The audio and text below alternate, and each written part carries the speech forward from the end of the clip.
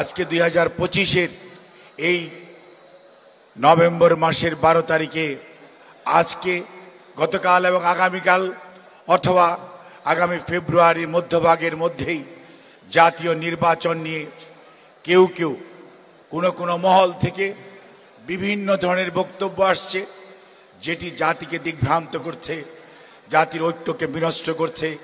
যে ঐক্য প্রক্রিয়ার মাধ্যমে বাংলাদেশ এতদূর এগুলো, যে ঐক্য প্রক্রিয়ার মাধ্যমেই এই জাতীয় নেতৃবৃন্দ গণতন্ত্র পুনরুদ্ধারের প্রায় দ্বার প্রান্তে যার নেতৃত্ব দিয়েছেন ভারপ্রাপ্ত চেয়ারম্যান জনাব তারেক রহমান।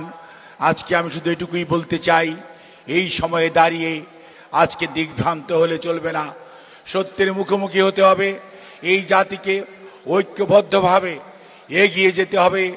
দেশ এবং দেশের বাইরে থেকে পতিত স্বৈরাচার অথবা তাদের দোসররা যতই ষড়যন্ত্র করুক, নির্ধারিত সময়ে জনগণের অধিকার আদায়ের মাধ্যমেই আজকের 50 বর্ষ পূর্তির আমাদের অঙ্গীকার নিতে হবে এবং গ্রহণ করতে হবে।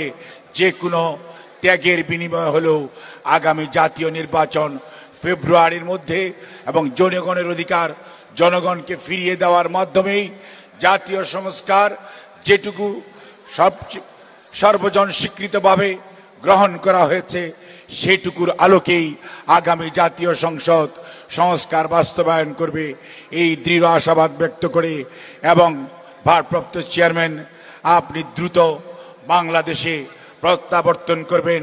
দেশের মানুষ, গণতন্ত্রকামী মানুষ আপনার অপেক্ষা করছে। ধন্যবাদ সবাইকে।